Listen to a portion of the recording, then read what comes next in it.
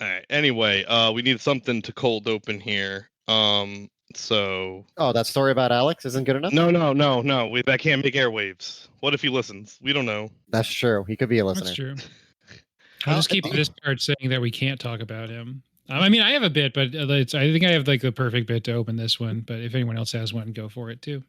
I mean, it's a perfect bit for such a perfect movie. So makes sense. 0 flaws in this entire movie, I think.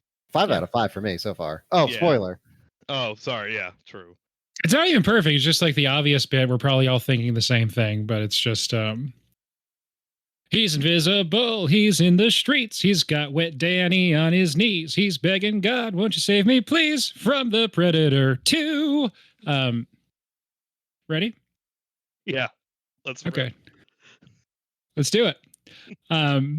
Another time when like, man, we really should record in person because I'm just sure you all are just laughing, but none of you turned your cameras on and it was dead silent. Bree was laughing for what it's I am laughing as well. Oh, great. Now I was crying. I was stifling a laugh so that I didn't like break gate over your bit. Nice. Remember I did that last time? That we talked last time we did Predator? Yep. I was hoping you wouldn't remember when I said, again, I have the perfect bit and it's obvious and we're all thinking it. And then we didn't all think it. We did it. Perfect. It worked out. It's great when I celebrate my own joke for longer than the joke lasted. Okay. As you know, I don't know how to start the podcast. It'll either be that every time. I think I promised it would be that every time. Last time we did Predator.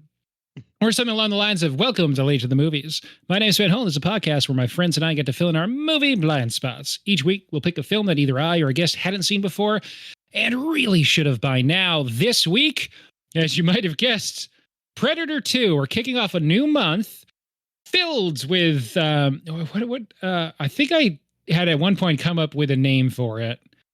It might be Back to the Future, but like stilted, so it's not Back to the Future, but it's like Back to the Future. All movies from the past set in the future in a year that's already happened in our real world. So this movie from 1990 set in 1997, for instance. Yay. A famous example of this in a movie that we already did a couple years ago would be Blade Runner, set in 2019, for instance. That one came true. Let's see if this was what 1997 was like. But before we can, your guests left to right across your podcast dial. Actually, Craig and Georg are first if we go clockwise, then Bree. Hello. Vaz. Kiss my sweet ass, asshole. And Sam. Now get back to your cage at Alvarado. Yeah, this is going to be a fun one. But first, has anyone seen anything good recently? Besides Predator 2? Yeah. Y'all weren't on last month. So. Oh, man. I can't. Yeah, there hasn't been anything good since Predator 2, though. No. Did you guys really hate Predator 2? We'll get into it. Okay. Jeez. It's like, just covered in all the mustard everyone's pouring on. Somewhat fittingly, we saw Alien Romulus, or more accurately, Bree saw Alien Romulus, and I watched half of Alien Romulus, and I scared to death looked at my phone every time it was a spooky part. No, it was on dark mode, and I kept it under like kind of in a pocket because I didn't want to. There was a guy sitting right next to me, and I didn't want to bother him. But it was kind of funny. I was like, the only one that really got me was the spoiler character. While I haven't seen it yet, so I think I'm actually gonna go see it later today. Okay, you'll know, you'll see the person, and you'll be like, oh, this is exactly who he was talking about. Yeah, there's a jump scare involved with that person that wasn't like real bad, but I was not expecting it. But then there was one kind of towards the end that I'm like, oh, they're telegraphing this one. Like this is hot jump scare territory. I'm gonna look down, and then loud chord happened, and I like set up like I knew that one was coming. But yeah, good movie from what I remember. There you go. Yeah, Bree, what'd you think? Oh, I absolutely loved it. It was so fun. It had it was good all the way through. But it was kind of similar. It gave me a similar sensation to Malignant, where it just went absolutely batshit the last like 15 minutes. which I absolutely adore in movies. So it was a great time. The only complaint was that they ran out of facehugger. Popcorn buckets? Yeah, the buckets at AMC. Oh, that's They were messed up. so cool. Yeah, we specifically went to a Regal, and Oh yeah, Regal. Regals have Yeah. gotten really nice. we found out. Oh though, God! Well, if there's only 3 left in the country, so they can Yeah. afford to make them all good, I guess. It's in a plaza right next to the only Moe's left in the country too, though. So it's Ah. a win-win. Welcome to Moe's. Yeah, just crush some Moe's. Go see a movie right after and see how long it takes you to poop. That's a real afternoon God. for you. A jump scare heavy movie where the crowd's 80% liquid cheese. I don't know. We went to Moe's after. Yeah, but that's not funny. We also went to Barnes and Noble after, and I bought a Shea Serrano book. Like, It's kind of funny. It is funny. Yeah, I haven't seen any movies. and there's no way Mike Voss has seen any movies, so we could probably. No, he just, doesn't like, watch movies. No, aside from this. I've been reading words. Gross. Yeah, I know. Did you at least like project them on the screen against the wall? I tried. It didn't work. I put a lamp Read book- behind my page that I was reading on the book, and it didn't work. It was You all read back. books Star Wars scroll style. Yeah. Can you guys? Music playing the whole time. How do you guys read? I actually love this idea. You like can coming over. probably set up an iPad or a Kindle to do that. Yeah, there's actually probably an app that you could do that with, but It sets the pace for me too. Yeah, that works. I guess I technically saw Beetlejuice projected on the wall of a bar at a Providence Movie Club mixer that I went to on Wednesday night this week. So How was it? the movie club mixer was great. Beetlejuice, not watching with the sound on, really took the punch out of the Deo segment. How many people No at that pun mixer did intended you on the tell punch. about this podcast? 0. I need to That's ramp up to smart. that. They That's can't think. smart. They can't Yep. think I'm there for the wrong reasons. I've Yep. been watching a lot of Love Is Blind, as I said. I was about to say, as Love Is Blind, people definitely have said. Yeah, no, they can't think I'm there for the wrong reasons. I'm just there to like meet my person, I guess. Sorry. Uh-huh. Love Is Blind is just poisoning the rest of my world now. Really into meeting my person at this point. So no movies, sorry. Anyway, Mike Voss, give us a director of the movie you want to talk about, and let me see if I can guess it. Oh, sure. Zoe Kravitz. Oh shit. the poorly renamed Blink Twice, What was it named originally? Blink Once? Pussy Island, Oh, and they chickened out. they did. Chicken. The Yeah. movie was fine. Okay. Yep, nothing really to talk about. A lot of Fair enough. movie trying to do subtext and it realizing, oh no, it's all just text. Let's do movie, yeah? I do Movie go. movie, yeah. All right. Let's all do the ice bucket challenge real quick so we look like the characters in this film. Okay. And- I'm gonna give a shout out to 3 people who now also have to do it. Danny Glover. Ooh. Yeah, it's never gonna work. I'll call out Bill Paxton, Kevin Peter Hall. I forgot it was a and- call out. Yeah, guy with it the was. It was best- a pass it on thing, yeah. Yeah. The guy whose real name is actually better than a screen name because there's Ruben Blades, but his real name is Ruben Blades DeLuna, and he just cut off the DeLuna, and I'm like, man, you should have kept the DeLuna. Bree actually said that. Should but have, still, yeah. She's right. So yeah, this I had not, I think, ever sat down and watched Predator 2. It's like on TV, and when I was still on doing the terrestrial channel flipping stuff, it's feels like a core TNT thing. Like in a month where they couldn't afford the rights to Lethal Weapon, they might have thrown on Predator 2.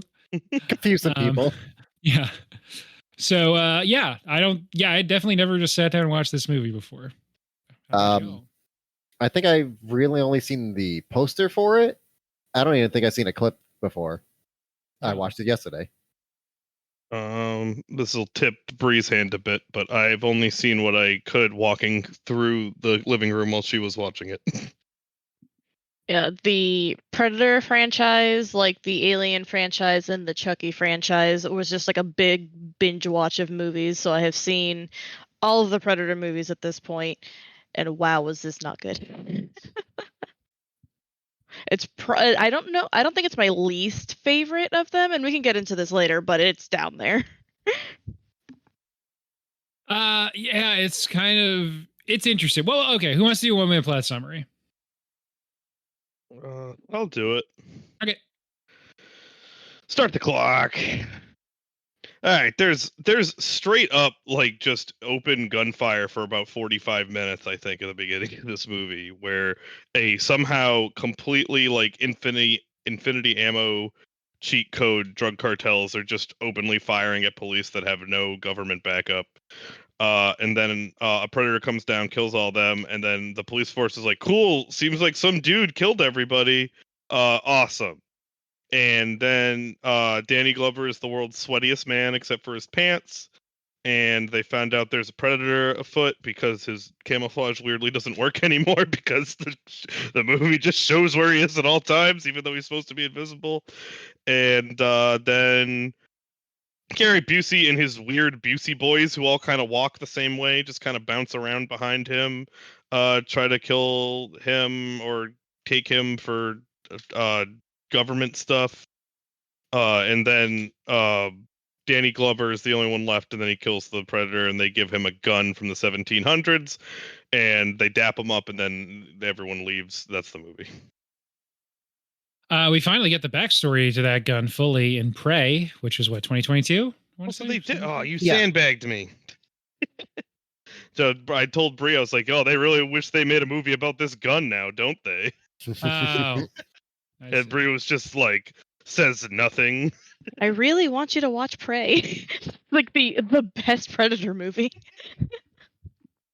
When we talked about Predator, which Sam hated notoriously, we did a lot of discussion about how it's, that's a John McTiernan movie. He also made Die Hard, 2 movies that are just like down to the core, just pure, everything in this kind of works action. Like everything makes sense. You follow it. It like, there's rules established. You get more as you go, but it's just like, oh yeah, that's just like such a diamond cut piece of thing eventually. And I like it eventually, sort of also has some mystery elements. You don't really know what the predator is, what he looks like until pretty late in the movie.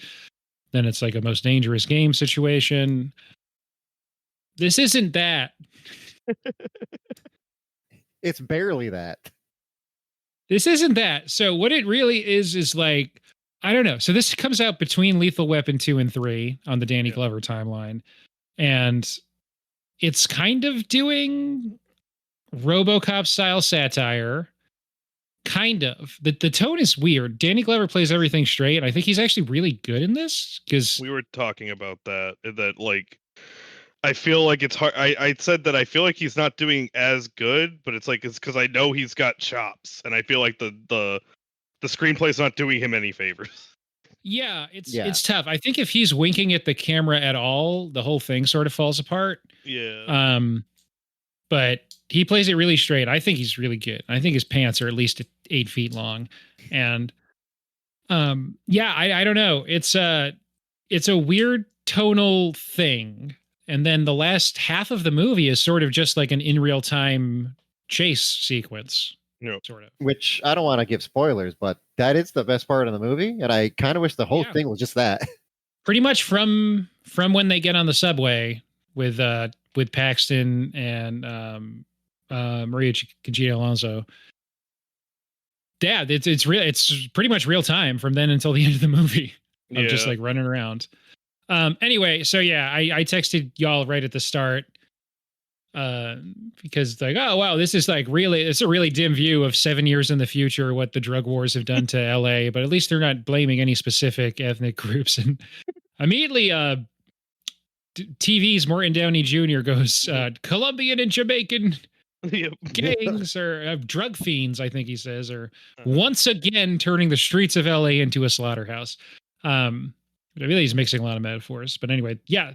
Morton Downey Jr., by the way, I didn't know this in advance. I just put his a link to his wiki profile in there, not so much so you can click on it, but just so you can see the photo they chose to use. That man's dead. No respect. I do love his. If you can, check out his Wikipedia picture. Yeah. It is really good. But Danny Glover is playing it pretty straight. Bill Paxton is doing a Bill Paxton thing. Yeah. I think sorry. go for it. I was just gonna say, I think part of this is they're looking at aliens and going like, let's do the same thing, but also a little bit of RoboCop, and like satire about police business. Anyway, so I guess if you go alien to aliens, they're like, so throw Paxton in there for comic relief. And not to get back to what I watched recently, but I did just watch True Lies a few days ago. And Bill Paxton's in that as well. And he's essentially playing the same character of some sexist asshole.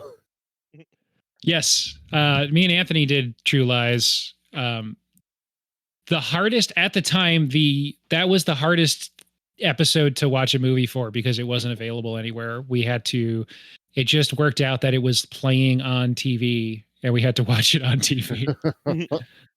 Like within a week of when we wanted to record. But yeah, no, he's playing pretty much the same character here. Yeah, it really threw me off and I thought, did he just get typecast as this guy for like the 90s until like Independence Day? Yeah. Is he in Independence Day? I mean, this is only Pullman, right? Pullman's in Independence Day. I'm getting my bills mixed up. He's in Twister. Yeah. That's your mid-90s. You're not wrong that the Bill in Independence Day has a very different vibe. Yeah. I hate to He's be like the president.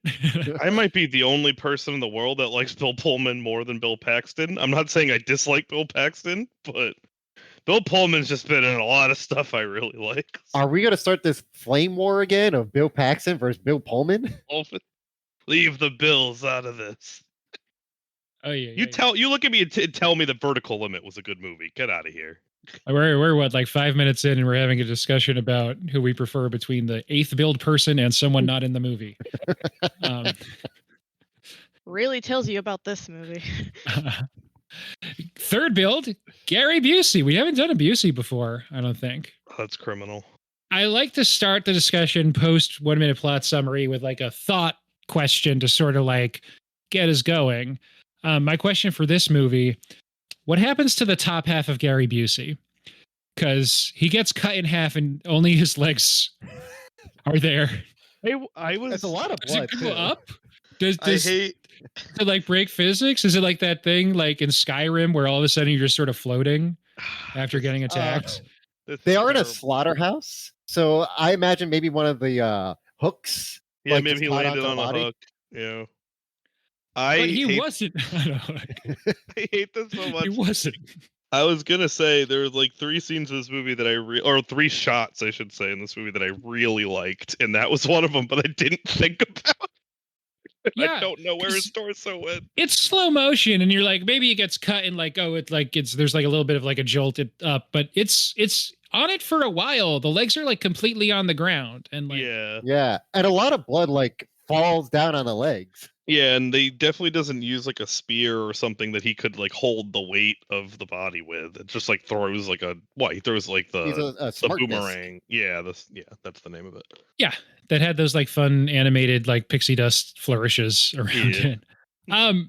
For people who have been listening for whatever, I don't know, 15, 20 minutes and are maybe frustrated with the tone so far, I'm not going to disagree with anything any of you say, but I liked it. It's interesting to me because you seem to be pushing this. It seems satirical. Maybe I fucked up and missed the heavy satire. I don't trust this movie enough to think that it was satire. I trust a lot of the line reads I heard early on made me think that they just didn't give a shit and they were just rolling through this thing. Something you might be picking up on: they filmed the entire movie in less than a month. Yeah, I can catch that. There's a tracking shot early on. Well, it's not a super tracking shot, but it's the one where they go into the building and the tracking shot is cut when they knock down the door. And there's a cop who is clearly broken like 4 times already, and he's desperately trying to get through his like one line of like, "Hey, we're following you in" or something, and he's like still smiling when he says it. And I'm like, "Buddy, people died. What are we doing? You can't be smiling in this scene." And I could tell that they were just like, "This is a whole tracking shot. We've done this 3 times and rolled it back and realized we didn't like it. Like, we got to get through this. That one can stay." Yeah. So that's like, especially the early scenes, kind of picking up on. I'm not saying it's satire, and I'm not on purpose, and I'm not saying like if it's going for that it would even be pulling it off, but just the over the top Yeah. violence and crimes and apathy from cops and the amount of people all having so many different issues in that tracking shot of the precincts the first time you're in there. I really like that shot. Yeah. And it's just like on that first, like, I don't even know what it is, terrible building that they're in where they first encounter the predator indirectly. I assume it's also a sweatshop because they had a bunch of that had one room with all the ladies sewing. Yeah. I mean, yeah, the racial stuff in this movie, we can all agree, treated very, very delicately. Yeah. Yeah, like Jamaicans doing voodoo. A Famously thing Jamaican thing. That's all Jamaicans do. The Jamaicans do voodoo, like that is a thing, but it's not called voodoo. And they could have easily said the name of it and then said Jamaican voodoo, but they couldn't even do that. I assume the Jamaican consultant that they had on set to keep them in, keep them grounded, probably was just off that day. Yeah. Like I don't even think the Colombians use Colombian slang like that either. Like, right? There's like, I'm sorry. I was just gonna say, there's no reason for them to be specifically from the places they're designated as being specifically from. No. Colombians I can get because at the time they were the biggest drug cartel country. They're not anymore, but Jamaican drug cartels are very non-existent. Like I don't think they were ever a powerhouse. Like I don't get why like a Jamaican drug cartel was made the enemy. Like I don't think there's even a lot of Jamaicans in LA. Yeah. Listen, this is it's 1997, right? Yeah, this is the future. Stuff goes really Who downhill. knows what's gonna happen?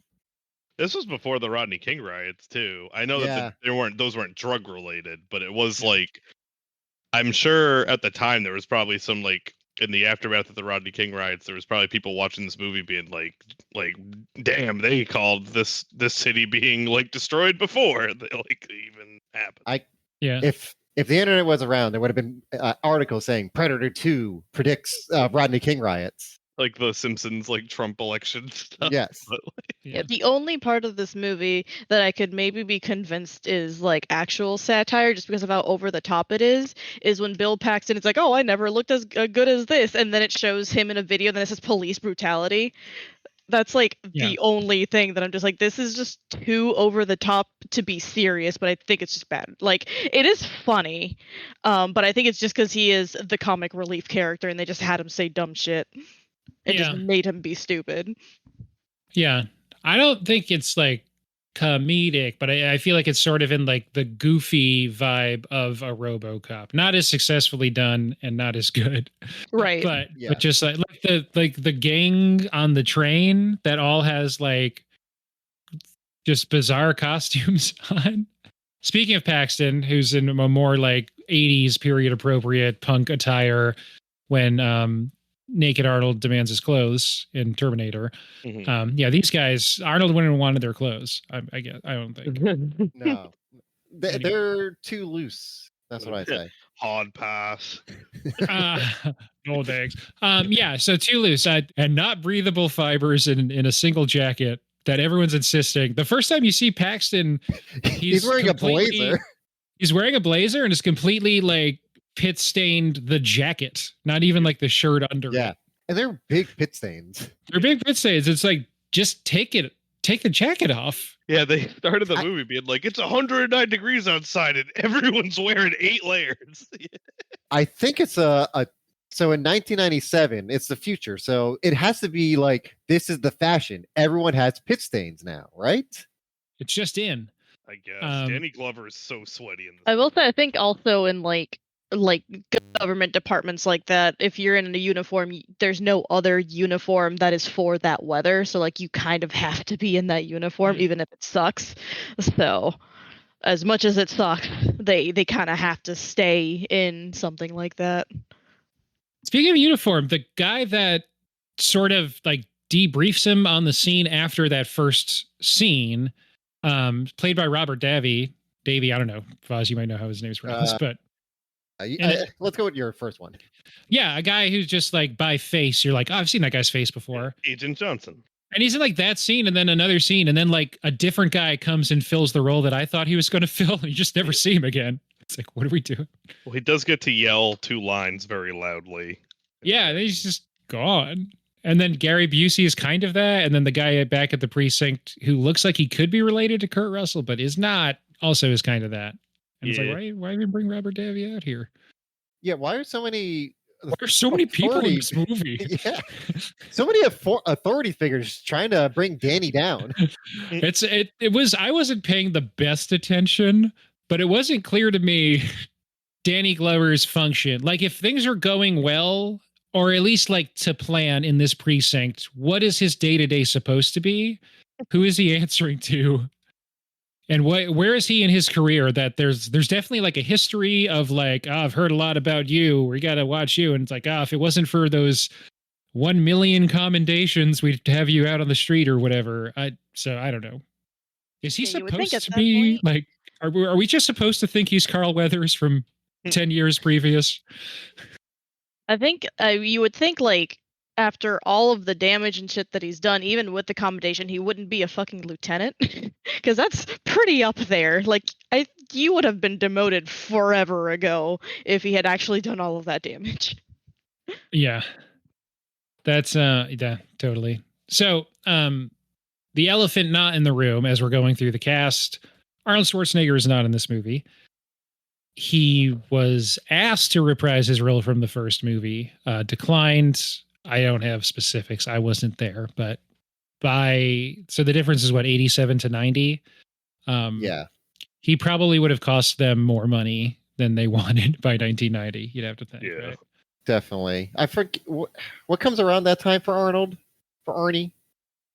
A lot. Specifically, Wins. Yeah. Total Recall's 90, which is also this year. Judgment T2 is, I guess, in post-production because that's 91, but they know. Yeah, he would have been what filming, they got. probably. Yeah. Yeah, I mean a He lot. did He was skip 99. Yeah, that's right. Or we would have done in one of his movies last month. Sorry, I meant 89, not 99. Damn it, we wouldn't have then. He has End of Days in 99. Yeah, we wouldn't have done that anyway. Okay, all to say, yeah, he's not in this one. This is like, I try not to just like read Wikipedia to you, but it's, this is a weird one. The Gary Busey character is a replacement for Arnold Schwarzenegger's character. I would argue they don't fill the same role, but in a literal sense, I think that is the same job. He's like a DEA agent leading a special task force. Can we talk about the Busey boys for a second here? What is any of theirs motivation? Just like check it out. But then like once Gary Busey's doing it, the other ones are like, this was a trap for Gary Busey the whole time. Like, what? Why? And they also all run like they don't like I was joking with Bree, like I can't wait to find out that all these guys are also aliens somehow. Like they're all running around in their like dark shirt and tan pants, and they're like running like they don't know what their arms do. Yeah. It's great when he gets hit by the car at the end, and like one of them pops out, and I literally just yelled, "It's the Busey boys!" Like, all here to just run around like weirdos. Yeah, I don't know. Like, because their vibe, none of those guys' vibes match with like Dutch and his guys' vibes. Like, no. The whole thing is they were tricked into that situation in the jungle in the first movie by their higher ups, kind of, and by Carl Weathers, right? Yeah. But these guys are like, oh no, we're tracking the actual thing that's happening and trying to capture it, and it's hot. And I do like some of the lore that is consistent, like it's hot and they're like on safari kind of thing. Yeah, I do like that they keep it hot, and I do also like that. This is back to the opening shot of how it starts in a jungle and then it moves up, or at least it's a forest area, and it moves up and it's LA. Yeah, it's clever. There's some shots in this that I think are good. I agree. I didn't even realize that was Adam Baldwin until right now. I don't know how.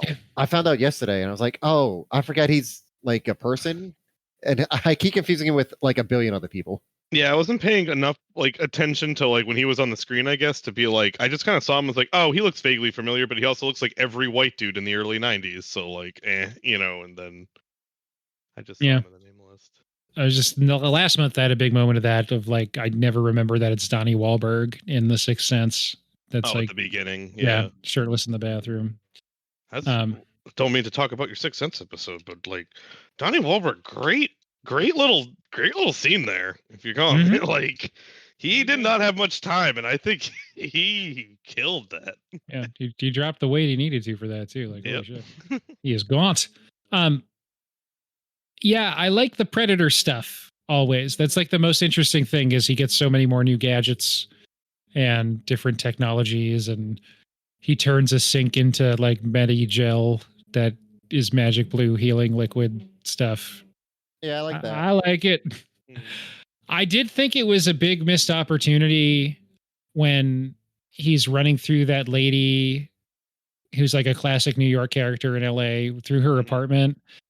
There should like a big missed opportunity that there wasn't a shot earlier in the film that establishes that he's seen a Kool-Aid commercial.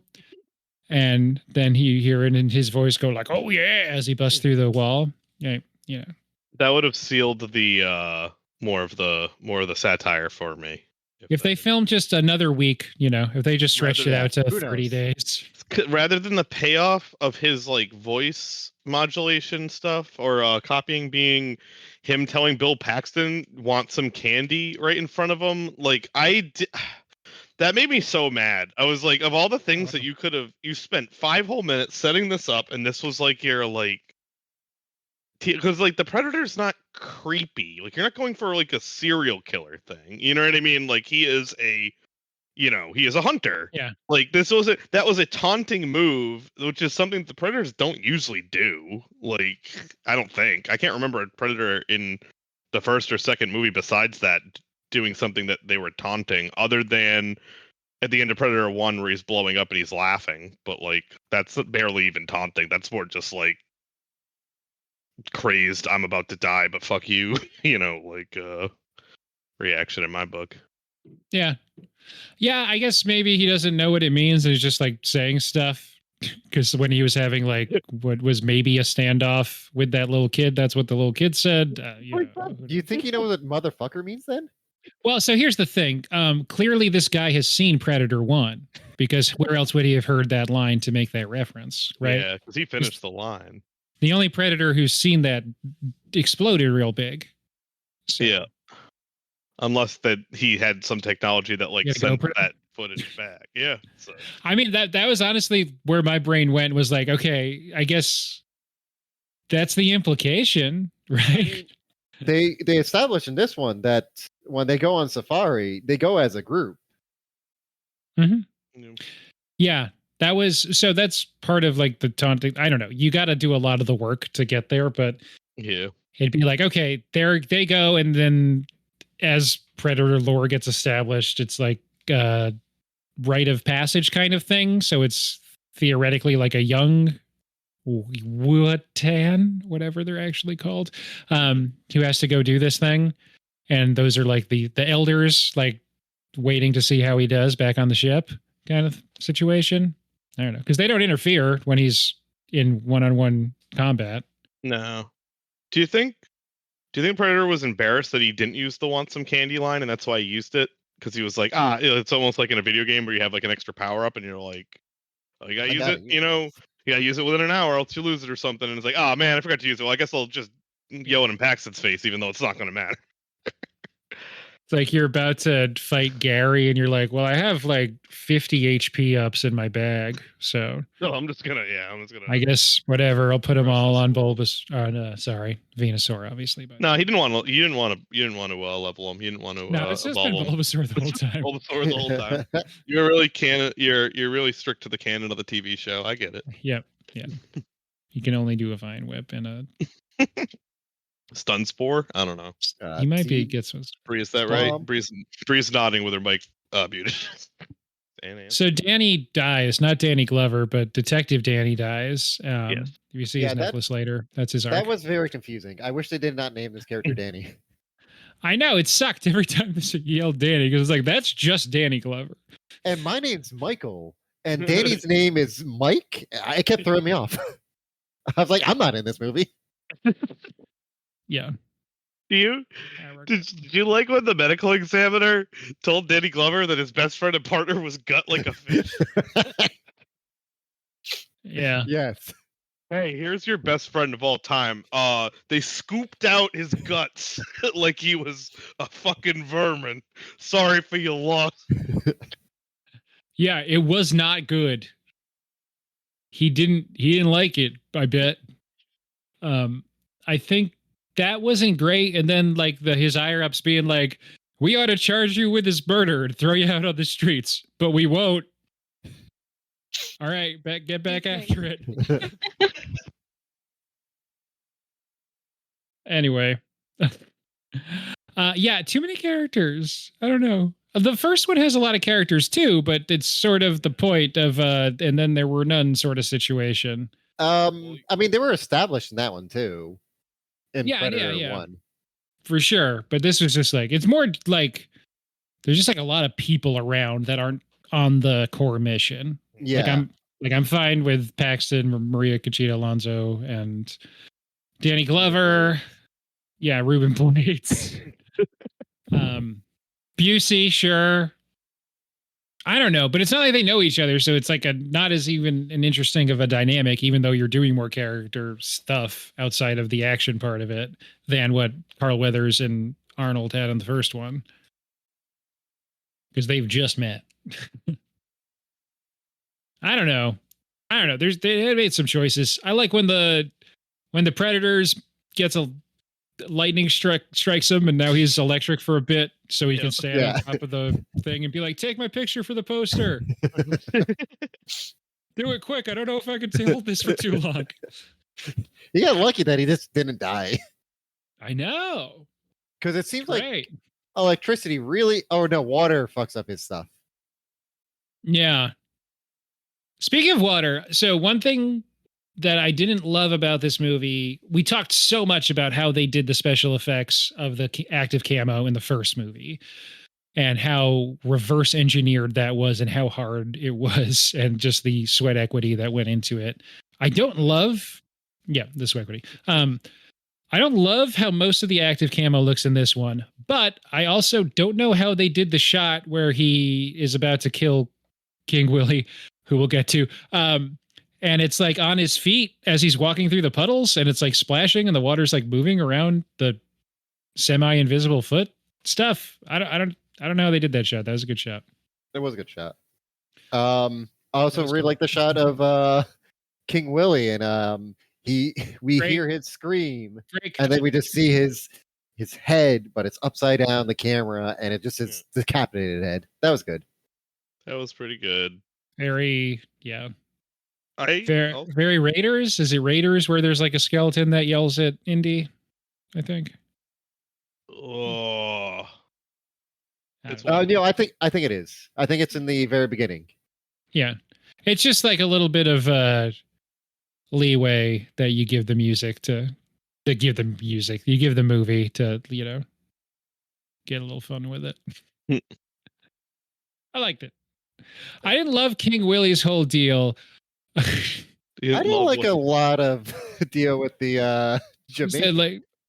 I don't know. I didn't like the TV anchor who's was like eulogizing him. Who's like also known as the Prince of Powder or whatever. It's like just let the man rest. Oh, that from Hardcore News or some other news outlet? There's a few news outlets all way too close to the active gunfire in the beginning. But I guess they're dedicated. I don't know. That guy that was yelling about his microwave that was also like within the crossfire while being interviewed on TV. I like that. I like that he said like something quite literal, like "fuck this," or the girl at the beginning was like, "I'm out of here." I think she got shot too, didn't she? There was definitely like a ricochet sound near her that was supposed to signify that she was not far enough away from the gunfire. But Yeah, it was wild. I mean, they were just letting loose. Like that just like even for like action movie, it was comical how much ammunition they were firing. Like there's like 5 guys firing nonstop for like Yeah. at least 5 minutes. Like Do you that's think so much ammo. the car that Danny Glover drove there in, was his car or a police car? Because he does not care about that car at all. Felt very GTA, like that car was just there and he was like, well, this is the car I'm using. Yeah. It was how it felt. That shouldn't be the answer, but he didn't give a shit about what happened to that car. No, like when he got there, he crashed it immediately. Yeah. Man. Yeah. So they face off on the ship at the end, and then he gets congratulated, a trophy. I like that they're like, take this gun, get out of here. We're not even going to make sure you get off the ship. Yeah, I was joking with Bree, like you part of us respecting you is you getting yourself off the ship. Like we're gonna we trust you to have it from here. Yeah, like if you die here, that if we find you on the ship, we're just gonna kill you. Like it's fine. You know how you got in. Get out the same way. Yep. That scene has what was probably supposed to be like a fun in joke where he's looking around at the other trophies and he sees the xenomorph skull. Mm-hmm. Little did they know their fun in joke would turn into two movies, at least. Video games. The Dark Horse comic, I think, actually started that crossover, right? Yeah, because I remember I was big into AVP2, the video game, before the movie came out, and I remember when AVP2 or AVP was announced, there was like a bunch of like articles or stuff like, "Oh, this is not the first time we've seen aliens and predators in the same movie," and it was all just Predator 2. Here's a skull, like that was it. But yeah, still cool. For as much as people don't like Predator 2 or how much of a black sheep it is in the franchise, sorta, it did spawn off, or there's 4 movies that reference it, or 3 movies that are caused by it. AVPs, and then Prey to an extent. With the gun, right? Yeah. The pistol, I should say. Yeah, I liked Prey more than I liked this, but I still like this. Yeah. It's kind of like a dumb action movie, but I like a lot of the stuff it's doing. I think, I don't know. I didn't like the subway scene. I know we haven't talked about it. I found it really hard to follow, even though I think there's a lot of this, and that's where like the Silvestri score starts really like kicking in also. I have an alarm going off. We talked a lot about Alan Silvestri when we did the first movie, I think, because I know we've talked a lot about him, and it would have had to been then, right? Yeah, probably. And that's sort of when it starts kicking in. And then really from the subway scene to the end, it's just like boom, boom, boom, boom, boom. That made me think, seeing this in a theater, I might have a fully different opinion of it, because that subway scene with the strobe light stuff going on was just like pretty much impossible to follow on a screen. Yeah. I have like in my house, I think. I literally was like saying out loud during it, like, you know what my favorite part of action movies is? When you have no idea what the fuck's going on. Like, yeah, it's just, sorry, go. I was liking that subway scene too before that, with the gang members and everyone on the Everyone having a gun. Yeah. Yeah. Not a bad satire there as well, I will say. Everyone, like the old lady even having a gun. Yeah, everybody's got a gun. It's 97. You need it. Just that was probably the scene that kind of turned me the most off this. Like up till that point, I was like, this has got some dumb line reads, and it seems like very rushed. But it was like that scene kind of bothered me, and then afterwards they have the lieutenant like going to check on Paxton, and it's like, you know, he's dead. Like they basically showed the audience that he's dead. And this isn't like a huge egregious thing, but I was saying to Bree, I was like, it's taking her like 2 full minutes to get into this car and show his body. Like, we know he's dead. You don't need to do this. Like, I guess the threat would be that the predator is still around. You know what I mean? To like jump out and grab her, which like does happen, but it was one of those things. Like I was like, I said like if I cared more about this movie, I feel like this tension would be justified, but instead I'm just kind of like, can we move on to the next thing?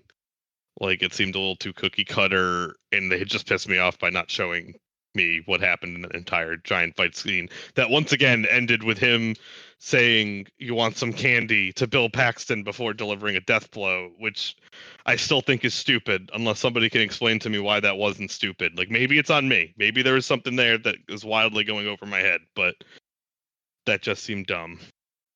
Yeah, I hear that. Are we? Is it supposed to be implied that Maria's character was pregnant with Bill Paxton's character's kid, or is that she was just Is it? pregnant Have they known each for- other for like 12 hours at that point? Or yeah? It's that she was just randomly pregnant and that she didn't even know. I don't know, man. Everyone's just sweaty and wearing like a mustard color shirt or suit, and I can't track what day it is. I thought she was just generally pregnant. And Yeah, he has a remember. crowd. I don't remember anything else about her character other than like pushing people around and yelling "vamos" a lot. Yeah. Vamos. And she's pregnant. Classic woman signifiers. Yeah, me and Bree were joking that it's too bad that like because they have that cut on the subway scene that cuts to like a couple very well endowed women, shall we say? And I was saying that it was a shame while she was pushing people off the subway that you're just like, "What's your name?" And she's like, "My name's like Lisa." "Oh, Lisa, we got to get off the subway right now." Like, There's a man chasing us. yeah, and we were like, "Yeah, Almost had it. There's a man chasing us, and I want to tell you how great my father is." Yeah, it's a weird one. Yeah, but I don't know. I mean, I guess you want to like it's for the pregnancy thing's at least foreshadowing to the end, but it's a real ham-fisted way of delivering it. Yeah, I like that it's just more Predator rules. I like learning his rules. Yeah, I was gonna say one of the only things I really liked about this movie is the crumbs of Predator lore, Yeah. and that was a big one. And set that up more. Give her a will they won't they with someone, or like you don't even have to give her like a significant other. Like just push, give more pregnancy crumbs up to that moment. Were there any? I don't think there were. No, that was. I No. think it's the only thing about how affected. Right? Wasn't she like really emotional about Danny? Yeah. I think it was implied that it was Danny that was Maybe. the father of the kid. Oh, I thought because she got real emotional about like Bill dying, What? or like I don't remember. But she had just saw his. Yeah, no, there's no corpse, way it like- would have been Yeah. Bill's kid. Oh, I know it wouldn't be, but it was like the most time she spent with someone on screen has been with Bill, and he's Yeah. been flirting with her. Granted, she hasn't been flirting back, but it seemed like she was, I don't know, getting used to it, or like enjoying it more. Getting used to it was not the right term. Say more. You know how when you hit on a girl by just just like you keep just hitting on her in a gross way until she breaks down and agrees to date you. Yeah. Hey, from a movie from the 90s written by, let me look up his name, Jim We're gonna- Thomas and John Thomas, they definitely think that. Can't The possibly Thomases. We're getting to them. Can't wait to find out that they also wrote Alien Resurrection. I actually wasn't planning on getting to them, but it's just funny to be like, we're getting to them. They did yeah. write Wild Wild West. Oh, well, then they can be forgiven. We talked about them in the Predator episode a little bit. So this Predator, man, he's not a nice guy. But then Danny Glover kills him with his own frisbee. And I don't mean he stumbled sorry. for a while with that frisbee. He Yeah. holds it. Yeah. Yeah, I'm that not sure. I don't want to be overly critical again, but it's like he's like an apex predator dude. He's like, "Oh, I really didn't see this coming." Like, guy Yeah. slowly guts me with my own weapon. Sad. They do a better job in other Predator franchise films, including the first one, but part of it is like a hubris overconfidence thing on the Predator eventually that like Yeah. does them in, sort of. But they didn't really play that up, but I guess maybe that's part of it in this one. And in the Predator's defense, he was briefly made out of lightning, so he's probably feeling kind of invincible. He was probably jacked up about it, to be honest. Hey, Yeah, by that point, having a good weekend. He already lost part of his arm, though. Yeah. But it was Also, fine. I do like that. He's gonna rub a sink on it, and it'll be fine. I know. Before we get to the bathroom scene, the Predator's at like some ledge where he just threw his spear at Danny Glover, and Danny Glover picks it up, and then he tackles him off the building, not using the spear. He's just holding the spear. What happened to that spear?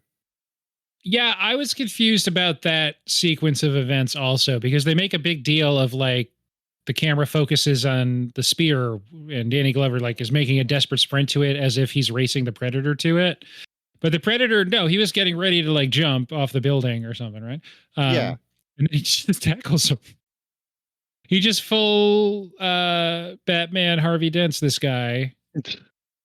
It's weird. I don't know what happened to that spear either, man.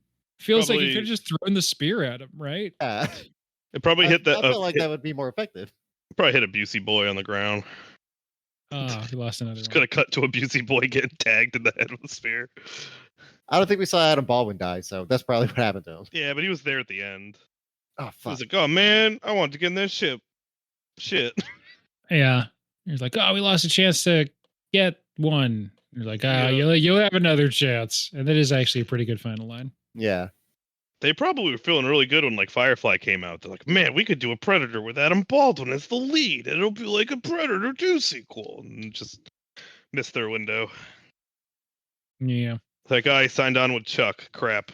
Can't get him out of that Chuck deal. It sucks. Is there anything specific in the movie that we haven't talked about yet that we want to? Like scenes wise? We haven't talked about the scene where the Jamaicans torture that one Colombian guy. For a moment, I thought it was going to. Okay, so the movie starts. I send you guys that thing, and you're like, "Oh, I can't wait to get your thoughts on what they do with the Jamaicans." And I sent Al Pacino and the Irishman say they wouldn't do. And so my thinking was like, it could be two things. Either I thought this was unlikely just based on how many guns have been fired. Like, there weren't any Jamaicans, and they just saw the silhouette of this dude with dreadlocks, and they thought he was Jamaican. And then I was like, no, there's definitely Jamaicans. Or it was going to be like they're going to do some like Jamaican magic, and magic's real. And I guess that was what they kind of did. When they are stringing up the Colombian cartel leader, I thought they were doing a thing where it's going to turn out that they're like working with the Predator in some way, or they're like making an offering, because like a lot of the lady that they capture in the first movie, who like kind of knows what's going on, and knows how to like some of the rules. I thought that's what they were doing, but no, they were just wanting to take that dude's soul, I guess. Yeah, that was separate from any Predator thing. It was incidental that the Predator also got there. And that lady is super naked and full frontal, just like on camera for, I don't know, 5 minutes. Yeah. Weird. I don't know. I assume the Predator like saw like the Jamaicans like massive blunts and was like, I gotta get over there. I gotta get in on this. Yeah. This is why I came. He got in one of their zebra print cars, and they asked if he wanted some ganja, a thing that happens to Danny Glover a few scenes later. Yeah, no, when that scene started and there's like a misdirect that a woman is like moaning badly, and you're like, oh, Predator's killing a lady, and you're like, no, she's just having horrible sex.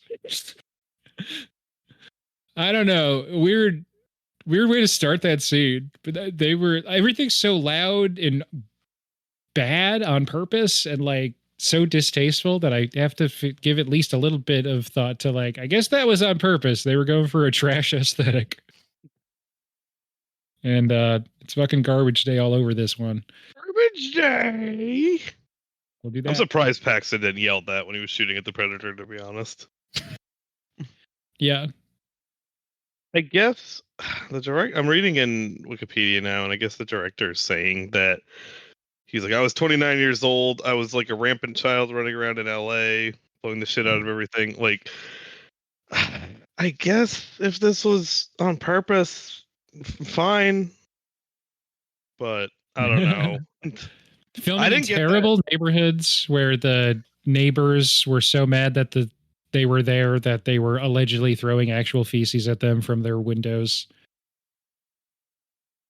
So it doesn't sound like a great time, but I don't know. Seems like they had fun. Yeah. I know Danny Glover really was happy about Predator 2. He was really happy about Terminator 2 also. Probably. He was like, Arnie's got a good thing going. What a good guy. I just scrolling around for other fun facts that I hate doing, but this is like, I don't know if you hit this exactly. The set designer aimed for equal parts Brazil and Blade Runner. I don't know if you could say they nailed that one. It just sort of looks like terrible neighborhoods. Really nails down the Demolition Man first 10 minutes. Yeah, I mean, yeah. It feels like every sci-fi dystopia movie in the 80s, except there's more light because it's filmed during the day for most of it. Yeah. Yeah. Oh, we didn't talk about the scene where the Predator's at the cemetery and he almost kills a kid. Only, yeah, indirectly because of the candy stuff. Yeah. Yeah, I forgot about that. The candy thing. I would say that I was telling, like, when we were watching the movie, I was discussing with Bree, like, I feel like a lot of movies at that time, the bad guy is always like the government, but the hero is like the local cop. Like, it's...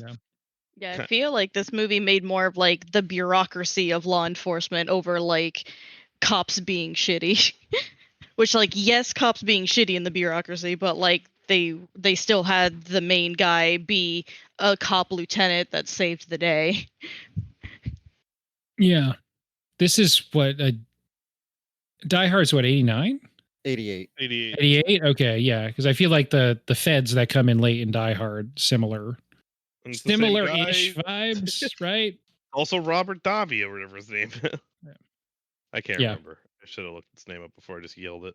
No, you got it. You got it. I got it. Nailed it. Yeah. Nailed it in one. I guessed on the first name. I knew it was Davi. Oh, apparently Robert Davi was a captain. Yeah. Shit. He's got the juice. Got the juice. So Predator 2. Any final thoughts before we get to ratings?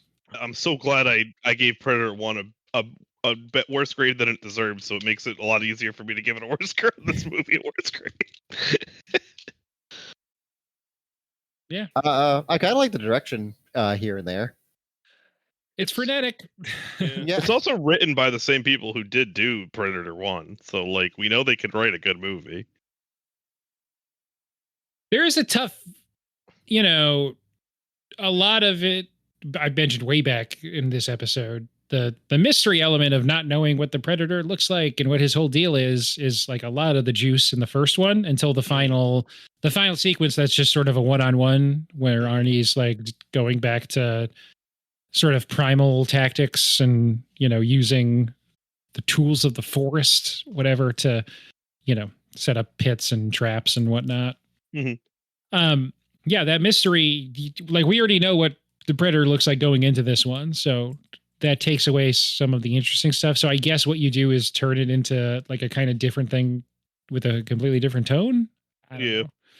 Yeah, I got like one of the things, I know not all of the Chucky movies are good, but the first movie gets a lot of its thrill from the fact that you don't know yet that he's alive. They don't show him coming to life until like the last like 20 minutes or whatever. And then the next like 4 movies, he's alive from the get-go. They don't do the whole like, oh, is he gonna come alive again? Like you have to swap direction when you're gonna do a sequel like that.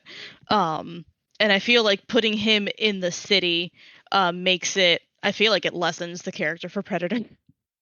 Like the whole RoboCop direction, I just don't feel doesn't work very well. Yeah, and I guess it's not just that it's hot. They're also like they go where there's conflict, kind of. But I don't know, And it's sort of just a jungle in the first movie. And RoboCop's Yeah. like a revenge movie. Like they really like lean into the revenge angle at the beginning. Like that is a hard scene to watch, the beginning of RoboCop. Like seeing them get killed one by one by RoboCop in a revenge movie is like compelling. Like you can do RoboCop like in cop satire with the Predator, but like it doesn't, to me it doesn't hit the same way because like who do I want revenge on? Like everyone who's being a dick in the beginning of the movie is dead within 30 minutes. Like it's Also, the just Predator doesn't really do revenge. Like, no. I do Yeah. agree that like it can work in a city like LA because of like it's like a big gang territory depending on Yeah. where you are. So like, Predator goes off after like the drug cartel heads because he sees that they're the most deadly of them. So that makes sense. But I just feel like, I don't know, in a city it just doesn't super work for an alien like this. Like to make it actually compelling with like actual tension and fear and the hunting, I feel like you got to do something a little more open. Yeah. Another, like you just said, another part of the juice in the first one is like the realization that like, oh, this is sport for this guy. Yeah. Makes Which it also makes more intimidating, makes it more scary. And if it bleeds, we can kill it. Like line hits more because like that dude's taking 0 L's up to that point. Yes. Like it is, so like to actually have that line makes sense. Like I know it's said since then as like just stuff that people say in society, but like in the context of that movie, it makes a lot of sense.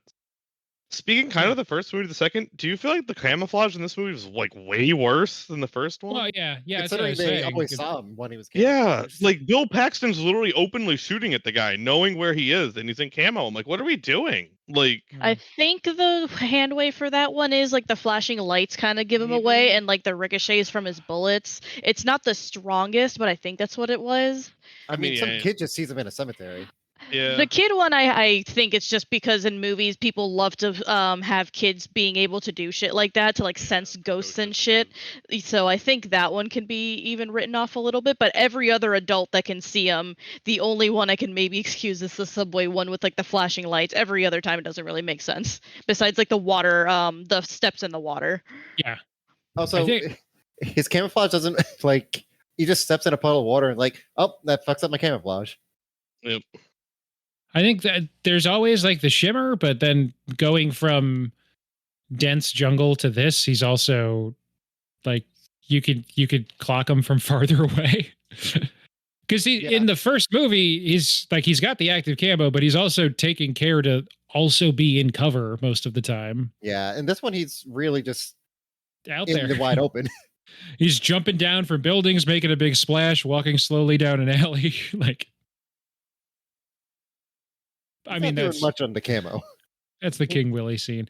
I don't know. I think the camo might not work as well because if you're doing the camo like that reflects light in the jungle, that's why camo has like jungle colors. But if he's reflecting light out of a city, that's all lights and colors that aren't camouflaged. So it'd be easier to spot like the outline of something. Whereas like if you're reflecting leaves and shit, it's not going to be as obvious. Yeah. He's never like, they don't ever hit him with like a flashlight or any kind of artificial light in the first movie, right? I don't think so. Maybe like one that's attached to like a gun or something, but I don't remember. Nothing that would have been super effective. Right. Unlike Vine Whip against a water type. You got it. Which would be super effective. It would be. It would probably like KO them. Depending on level, boss. Let's not be ridiculous. I think Vine Whip can crit, so it could work. Yeah, I think Vine Whip could kill like a level 100 mon. just like Bulbasaur Pokemon. walking up, just On a scale of 0.5 to 5 on any scale of your choosing aside from stars, what would you give 1990s Predator 2? I would give this 2 pussy faces out of 5 assholes. Oh, so I do want to say I think this is a great like TNT movie. Something that's great on the background, and it can be fun, but like, it's not that great. Yeah, we'll let Ben's rating float it up to the top. Ugh. I'm gonna give it. I'll give it 2. I was thinking 1.5, but that sounds dire. I'll give it 2 Busey boys out of 5, Cool. which is probably the amount of competent Busey boys versus Busey boys that he actually brought to the movie. I think there actually might have been 5 at the Yeah. beginning with that hup hup hup scene, and then there's only like 2 at the end. So when I first saw this movie, I had it as a 2. I have dropped it half a star. So I have it at 1.5, and I can only really give it 1. I always love Predator designs. Like, I always think they absolutely kill it with costume design for Predator. And the guy that plays Predator was always really good because it's the same guy as the first one. And Predator lore, even if it's only crumbled in, but like in like some good line reads. But I also don't give it less because AVP2 is a much worse movie in this franchise. AVP2 might be the worst of both Alien and Predator movies. So I have to give it that little leeway. What did you give Avatar? Because I feel like that's the only other thing I could think of that would be sort of towards the basement in your What ratings. did I give Avatar? There was definitely a 1 in there. I feel like it was a 1 or maybe a 1.5. I'm looking through my letterbox. Yeah. It's going way back in time. I always like my letterbox barely matches up with what I say on the episodes anyway. Oh, I can't even find it in my letterbox. Was that before? It was a while ago. It might have been before I started logging for real on my letterbox. I probably gave it I might have given it like a 1 or a 1.5 as well because I really, really liked like the environment of like Pandora and stuff. Like, I'm a sucker for bioluminescence and like really pretty blues and purples. Hated everything else about that movie. Yeah. I'll give this $3.50 with which I would not buy it for out of 5. We were talking a lot about RoboCop, so Yeah. Oh no! When we do RoboCop, eventually, I'll have to pick a different system. You have to Pick something from Predator 2. Yeah, you have to pick a Predator 2. What's the question this month? So last month, I didn't even really put the context. I figured people would just get it. The audience is smart, but to really put a fine point on it, past last month, 1999, 25th anniversaries of stuff. Now looking at the future from the past. And all in this month, futures that already happened. I guess maybe it's what's something about this movie's future that you wish had happened by that year. Will make a lot more sense for other movies we do this month, maybe. But Yeah, that's you're something... not going to get the Rodney King riots out of me. Yeah. I don't know. LA seems to have a well-used subway system in this film. Yeah, and it seemed pretty nice. Which my understanding is people don't really like using the subway in LA. Everybody having a gun. Just that's like a fourth of a joke. I think it'd be really funny if like crime just didn't happen because everyone was just fucking loaded. So there was just no fear because you could also just get a gun pulled on you if you tried anything. Yeah. Like, obviously don't actually want that, but I think it'd be pretty funny if that was the future.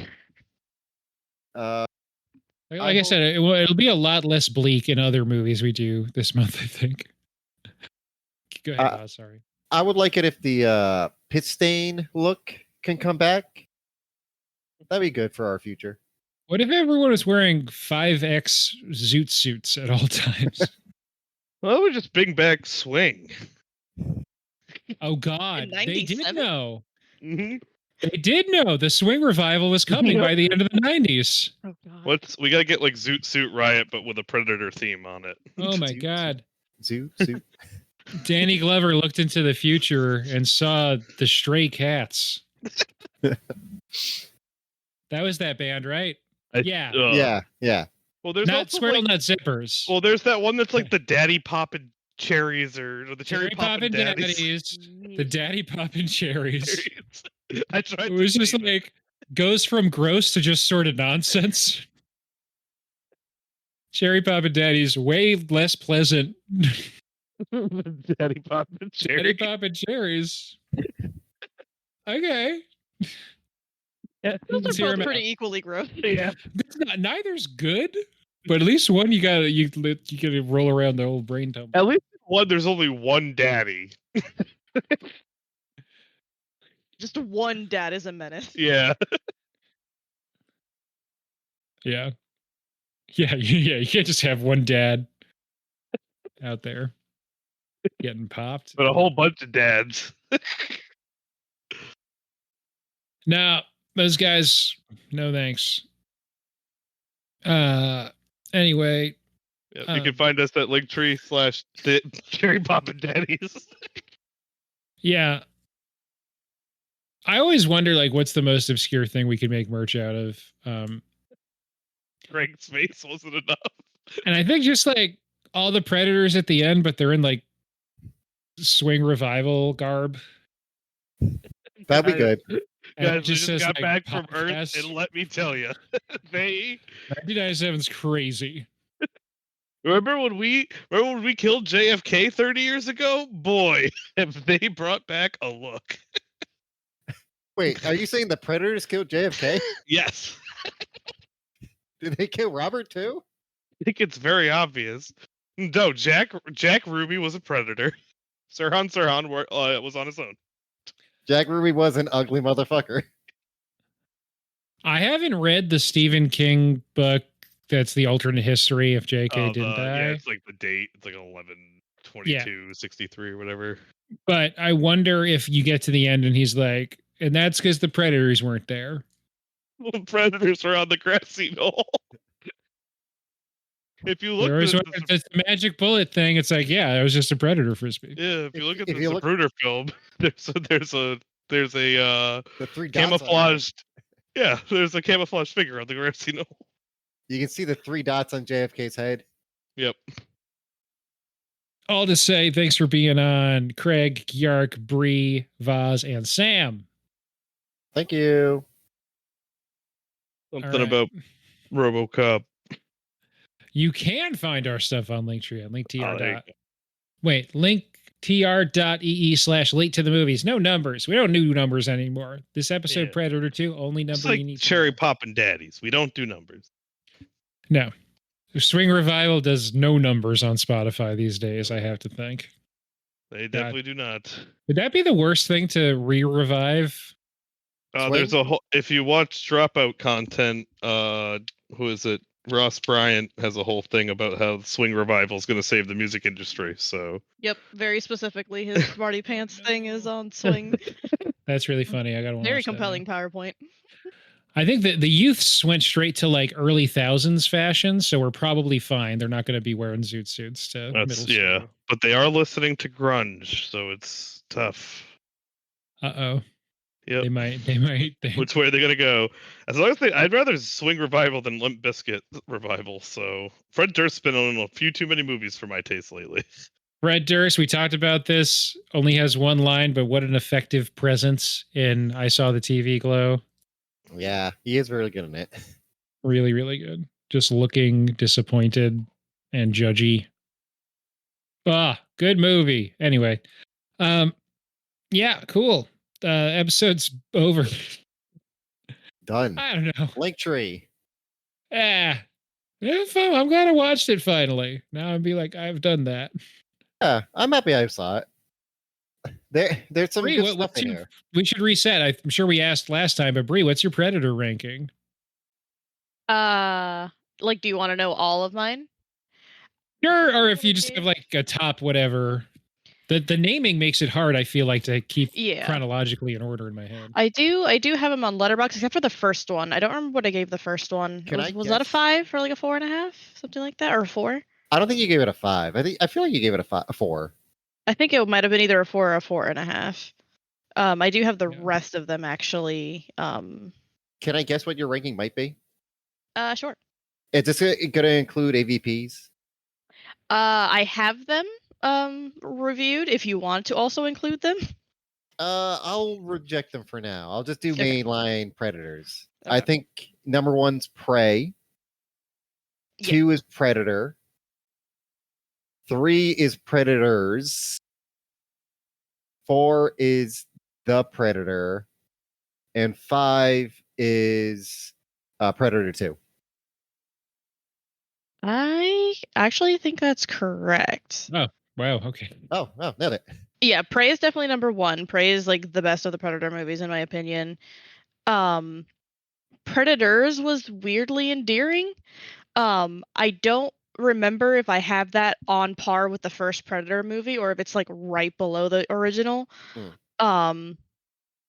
The Predator, as cheesy and Marvel dialogue-esque as it was, I think is even better than Predator 2.